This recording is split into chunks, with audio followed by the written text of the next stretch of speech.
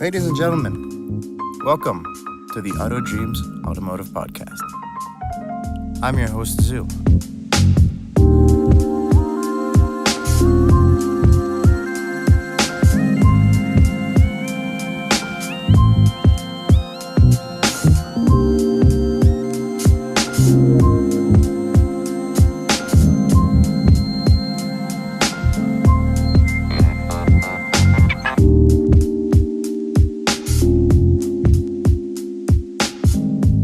Hey guys, how's it going? It's a beautiful Sunday morning. Zoo back here with y'all. Wanted to talk about fabrication today. One of my favorite aspects, actually. Build your own things. Build custom, right? That's the word we're after. What is custom? What is fab?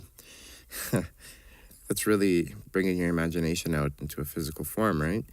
There's really no limits to what you can build as long as you can imagine it. You have access to the machinery, the tools, whatever it may be. If you're confident enough with yourself, which by all means you should be, make something. Some of the things I'd like to touch on today with fabrication itself, there's a few different kinds. You know, some of the past that I've done, be it fiberglass, metal, wood fabrication, even plastic, ABS. There's tools out there for that as well. So let's get into that a little bit. You know, what can you do with the fiberglass? You can do lots. The nice thing about fiberglass is, you're not very limited to the shapes and what you can do. It's really whatever you can imagine, whatever you can visualize in the space you have, you can get out there and you can mold it. Mind you, fiberglass kind of sucks to work with. You can get a great end result. Metal fabrication, welding in panels, bending metal, doing all sorts of cool stuff. I mean, you're not limited to automotive with any of these as well, right? Especially with the metal.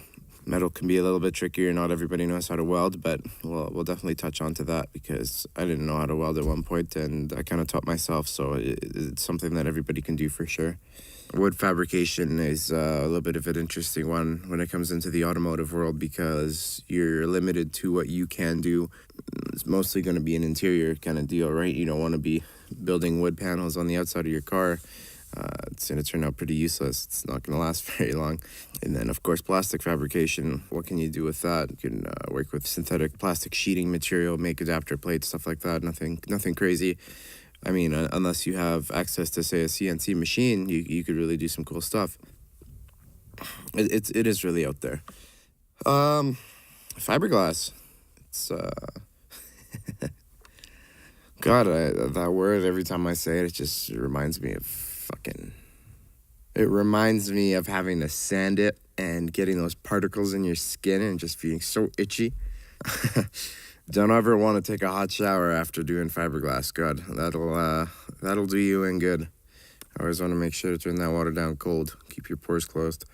One of the things I really do like about fiberglass is, you could change the density of it. You can change the strength, the thickness, depending on what kind of application you're doing. And anyone can do it, really. It takes a little bit to learn. It took me quite a while to learn. But once you actually get into that groove and you start seeing what you want to do and you start getting into those tight spaces or, places where you're limited with what you can do where, you can't do something out of wood or it might be tougher to be out of metal, you can actually morph, bend, and shape fiberglass to whatever you want with really, really no limitations. It's a fairly simple process. It's more of the knowledge and the skill involved, right? But if you guys have ever thought about tackling that, don't be afraid because it really doesn't take that much. You get yourself some resin, you get yourself some hardener, and you get a little bit of glass mat, some nice shears, cut it into shape. Usually, I like to do 6 to 8 layers of sheet is what I've been taught.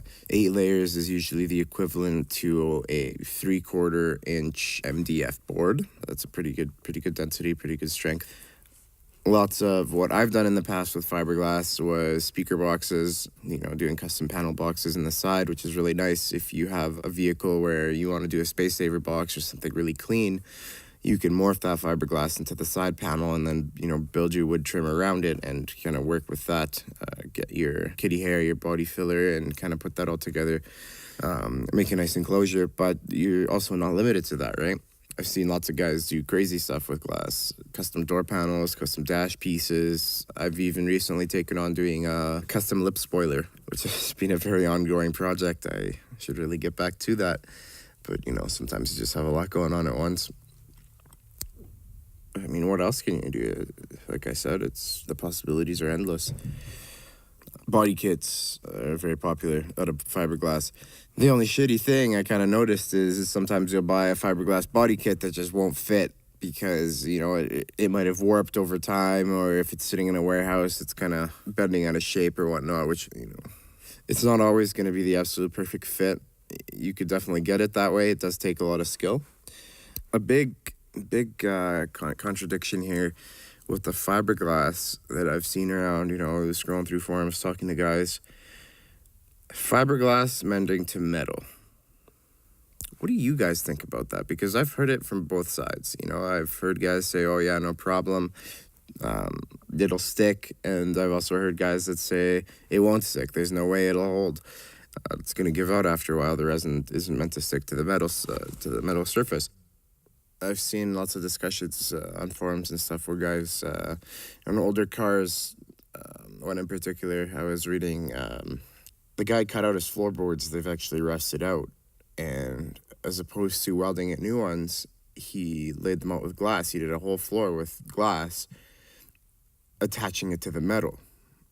He was stating that there was some sort of a process that he used to attach it to the metal where he graded it and connected, kind of made a bridge in between the metal and the fiberglass. So he sandwiched the metal in between the fiberglass from both ends with a couple slots in between to hold it together. But there's still obviously that issue where the resin itself sticking to steel, it's not necessarily meant to do that. In my opinion, I probably would have rather welded it in. But, fiberglass is a very strong substance, especially if you layer it enough. You can get a very strong top. I mean, look at boats, marine stuff. That's all fiberglass. You could even some Corvette chassis being fiberglass, and multiple other cars out there. Your benefits being it won't rust.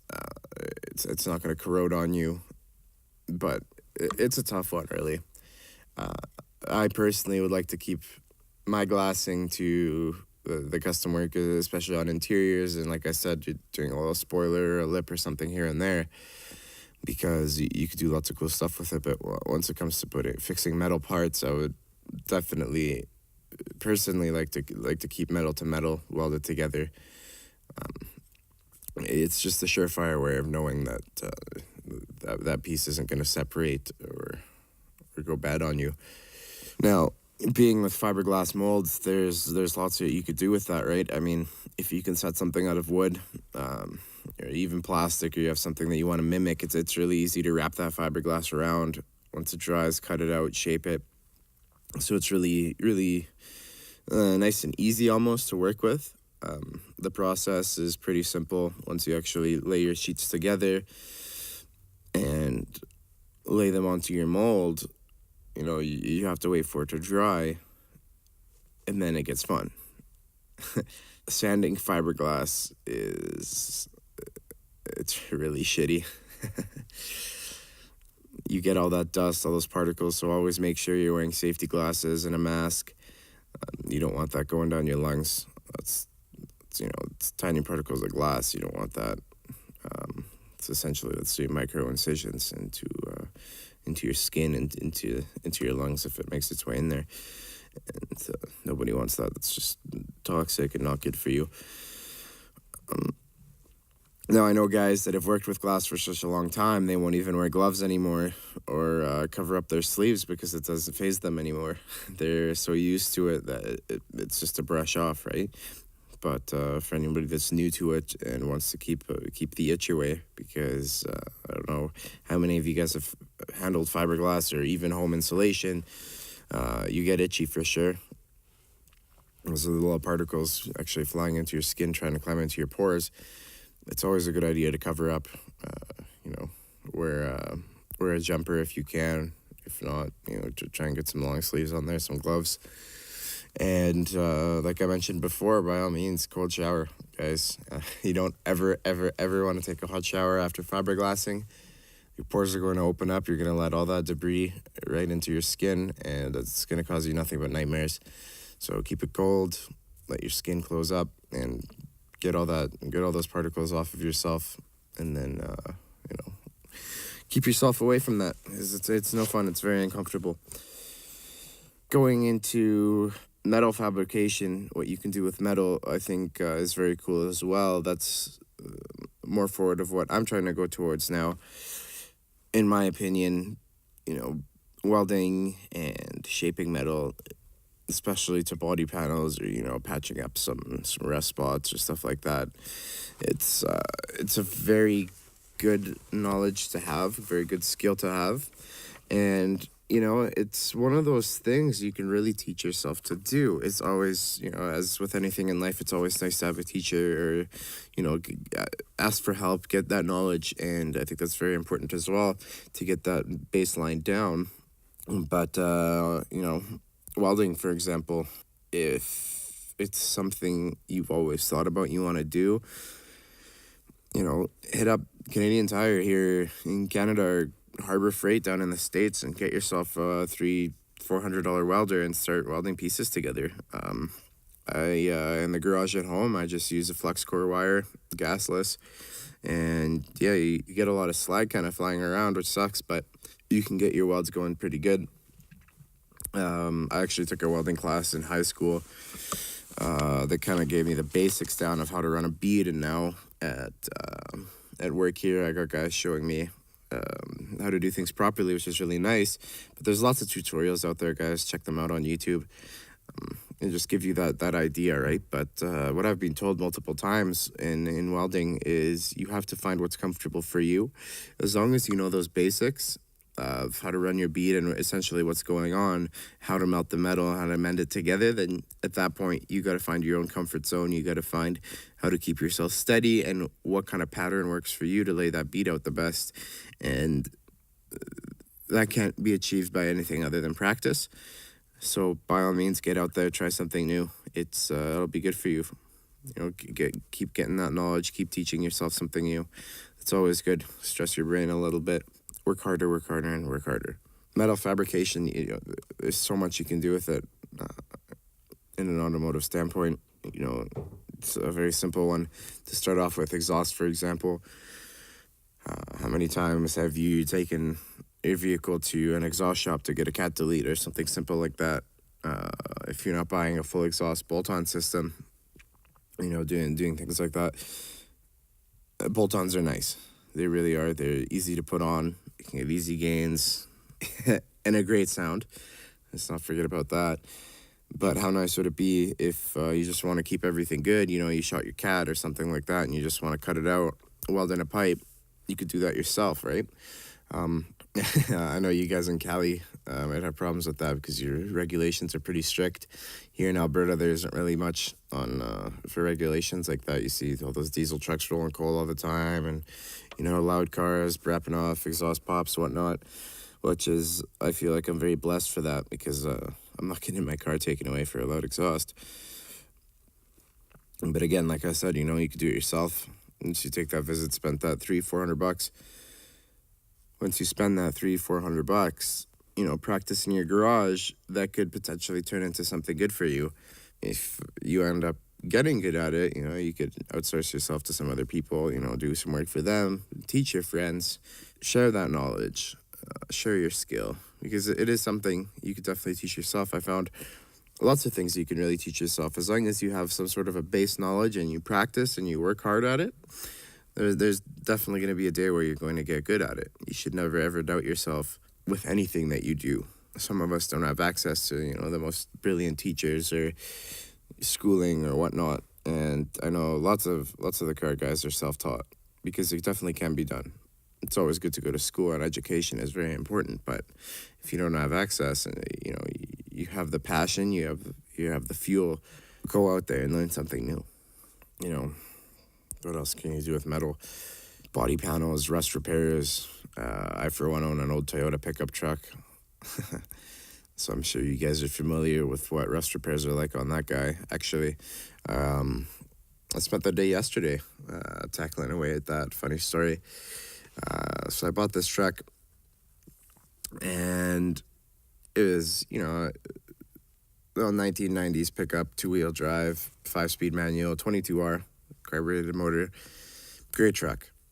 I bought that thing completely stock off an older gentleman. It's mechanically shaped, everything great, and the body was immaculate, minus some rust on the box sides in the back there, and the front fenders.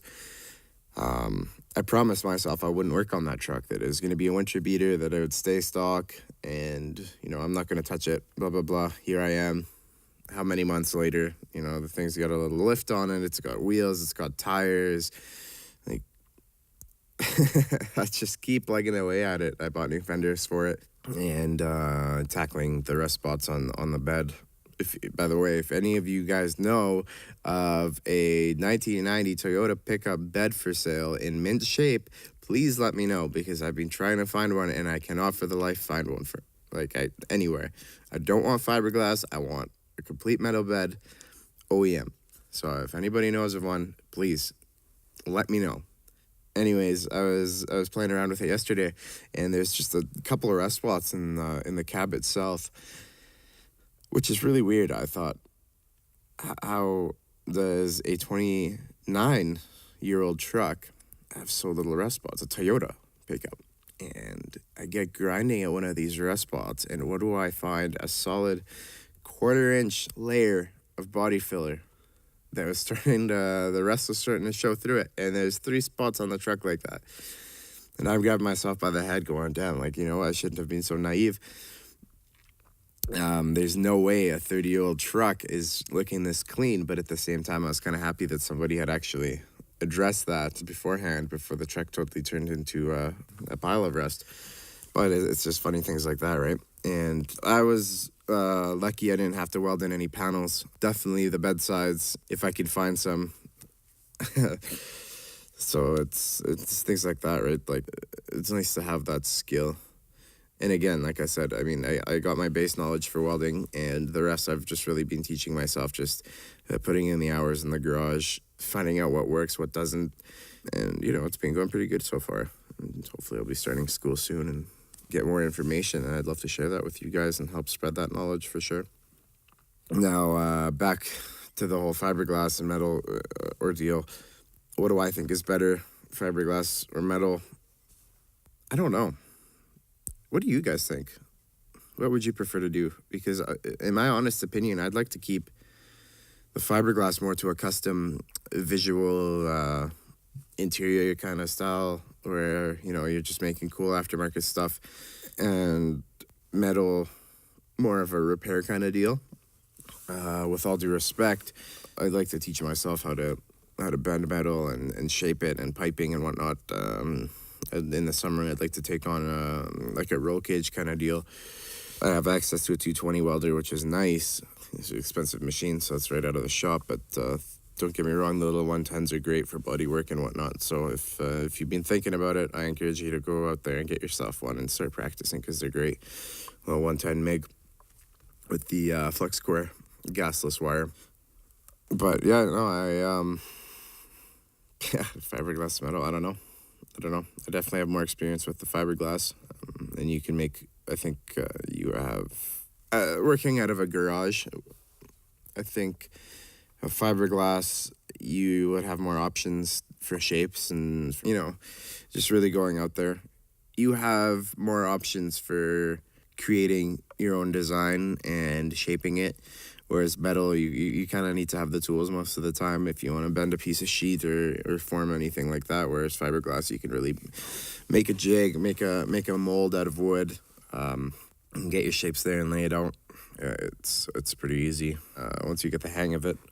Speaking of wood, with fabrication, what can you do? At the beginning of the episode, I'd mentioned wood kind of being more of an interior panel. Holy fuck, that. Oh man, that tastes horrid. It's too early for whiskey. Holy fuck.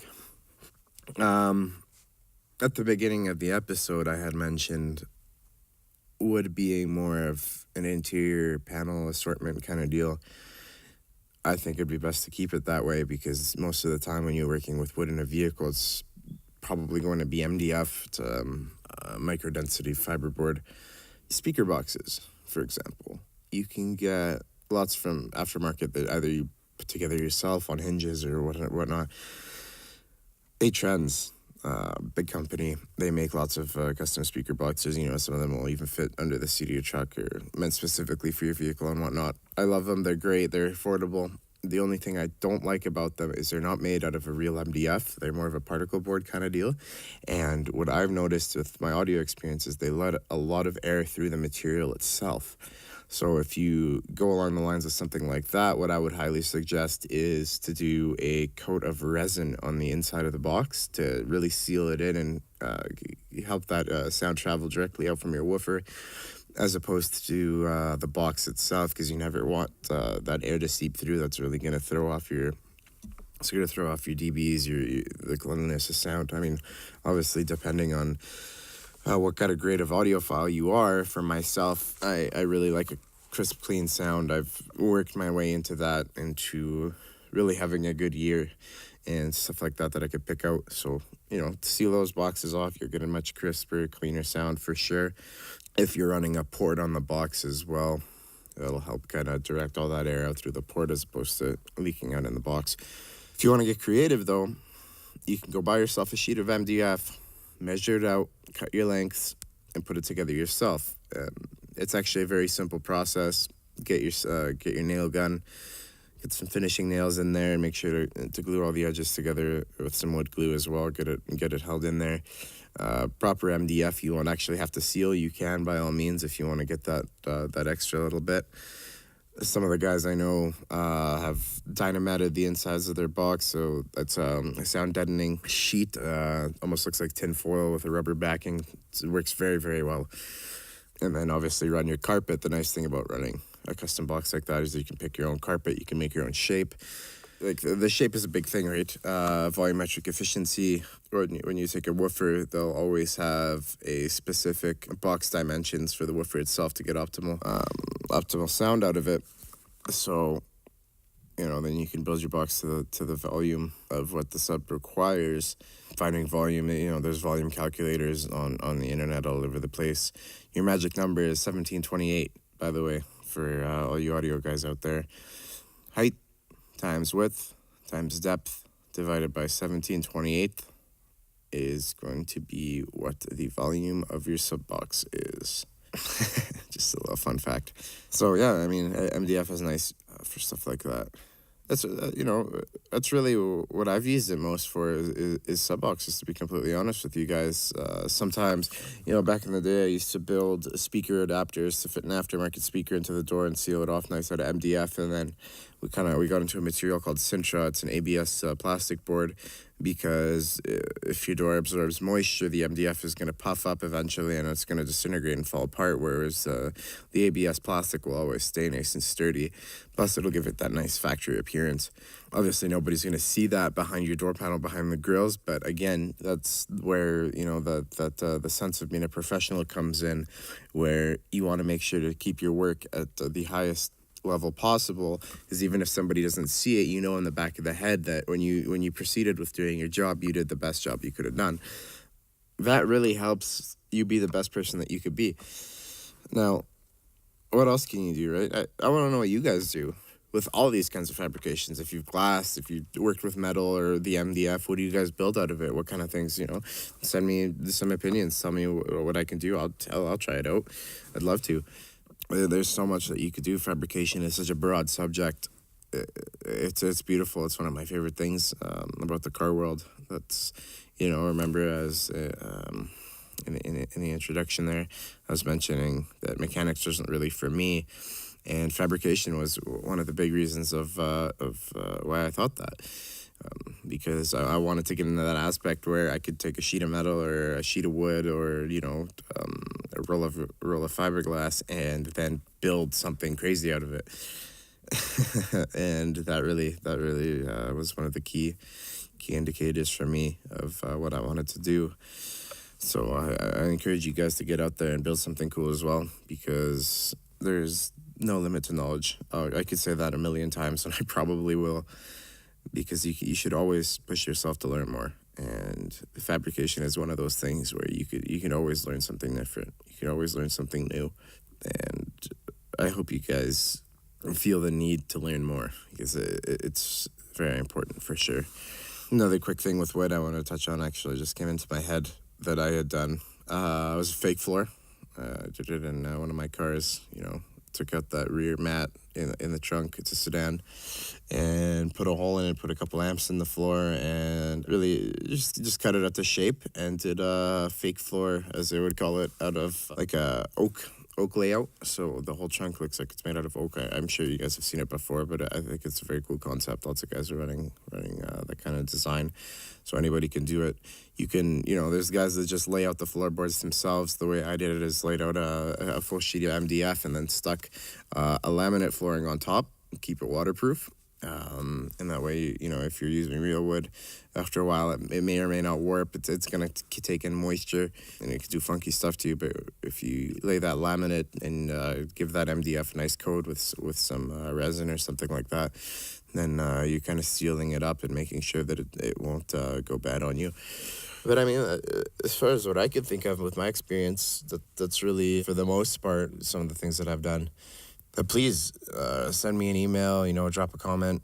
Also drop a like and subscribe. But tell me what you guys have done. Send me some pictures of your projects. I'd love to share them with the world. And I'd love to gain new ideas from you guys, for sure. That'd be really cool. You can send me an email at autodreamspodcast@gmail.com. I'll always reply to one of those if I can, for sure. And, follow me, listen. Take me on your drive to work. Bring me on your drive home, wherever you're going. I definitely want to keep in touch with you guys. Motivation and wellness. Yeah, it's a big part here. What's our motivation for today with fabrication? Anybody can do it, guys. Look at me. I'm really a nobody still. Come on, I'm just like anybody else out there. I'm just an average guy working on his cars. I didn't have $1 million to start with. I was blessed by having the father that I do, because he helped me out a lot of the steps of the way. He actually helped me out with my first welder, because I wouldn't shut up about wanting to learn, right?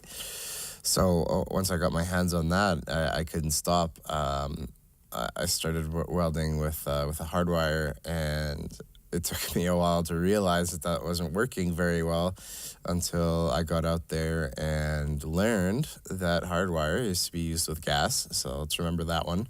But if you don't have access to gas, it's sometimes hard to find. I mean, there's places out there that'll sell you a bottle of oxygen or argon or something like that, where you can shield your welds with. But lots of the times you have to put a lease on the tank, and it's kind of a headache, and it becomes costly. So you can get out there, buy yourself some flux core wire, gasless wire. It's not the cleanest job. You unfortunately do get a lot of slag, but it gets the job done, right? It gets the welds, it gets the metals mended together, which is nice. So I encourage you guys, if it's something that you've thought about, that you want to go do, please don't be afraid. Go make that investment, because if you're going to hold on to it and really move forward with it, try to teach yourself, or if you have somebody that can teach you, it'll pay off for sure.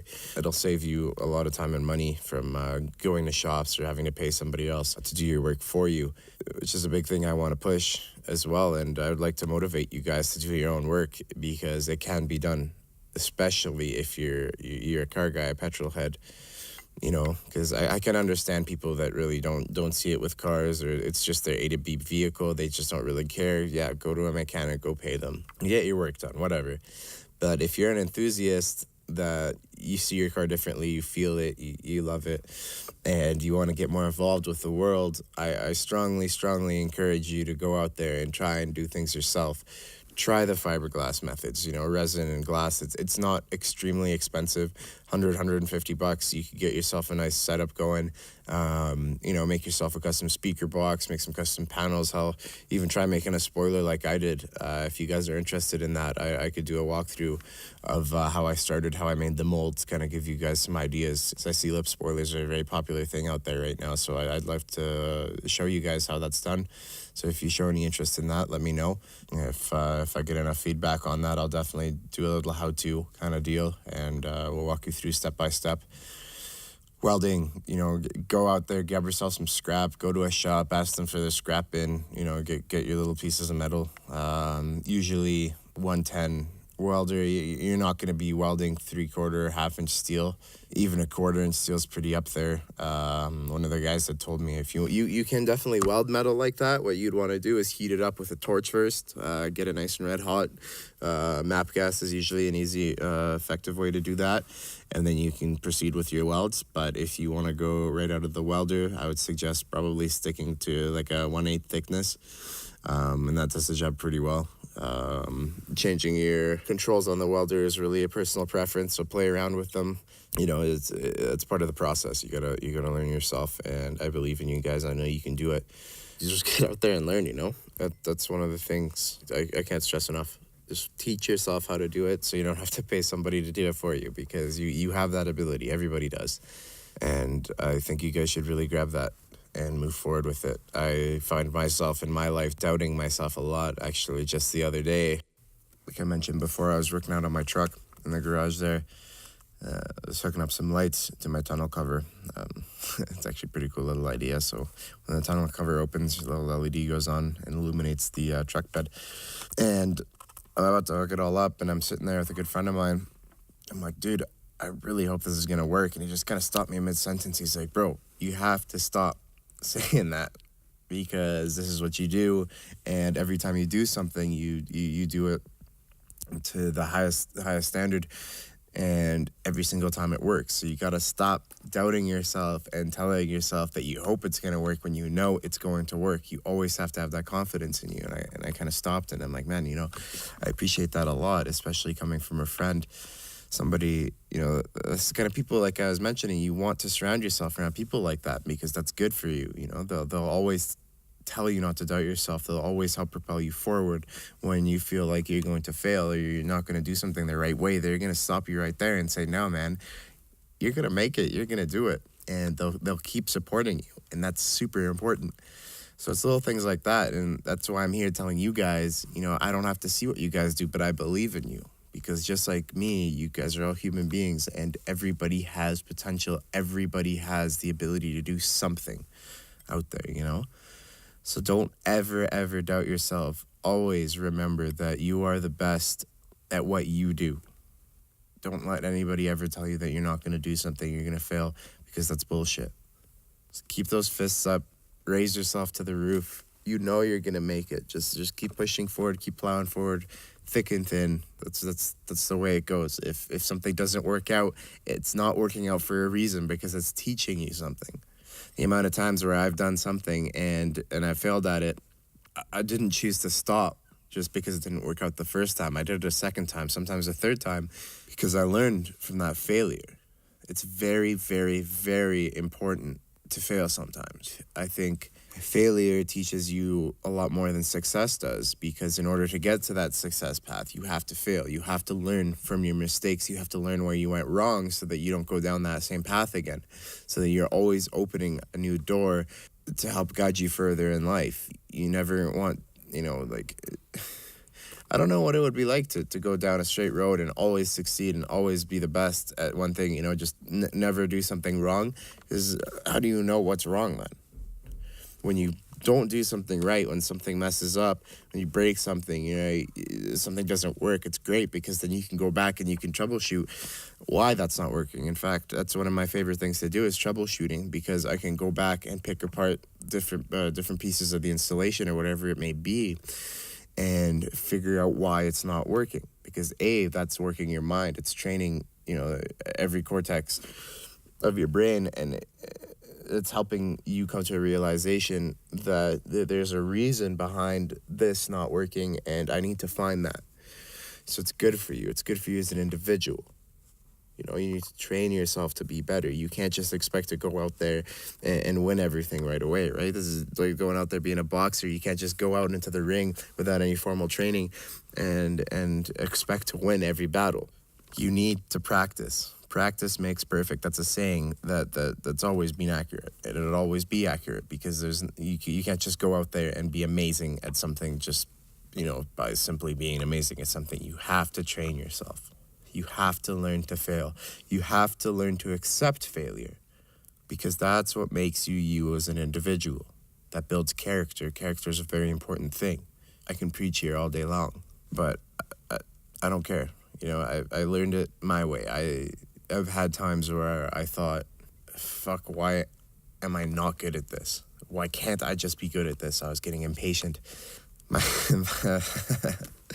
I was a little kid, my old man, he made me write patience down on a piece of paper at least 1,000 times, both sides. And he just made me keep writing it until it knocked into my head. And ever since then, I kind of been growing off of that, where you can't expect something to be done like this, right off the bat.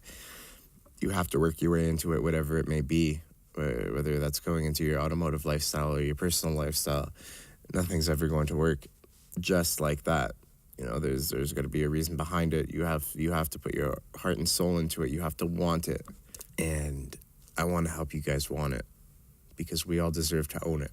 So get out there, be yourself, grab some metal, weld it together, learn. Just teach yourself. If you don't have the ability to get out there and have somebody teach you, do it yourself, because all those books, all the knowledge that's been passed down to us, somebody back in the day had to think of it themselves. So, however many years ago, that person invented something and was able to pass the knowledge down to us now. They started from nothing. So if they were able to figure it out themselves, why aren't you able to do that same thing now? Everybody has that. Everybody has a brain. Get out there and use it. You're your own power. You're your own master. I expect all of you to believe in yourselves, and I expect all of you to go educate yourselves, because it can be done. Look at that little thing that sits in our pocket all day we call a cell phone. Newsflash, guys. It's got all the information in the world. You literally own the galaxy's encyclopedia in your pocket. Open it up, look at it, teach yourself something. Get out there, use your hands, build something cool, build something stupid. And always remember that we will always do what we do because we love to do it. And that's what Auto Dreams are all about. Zoo, signing off.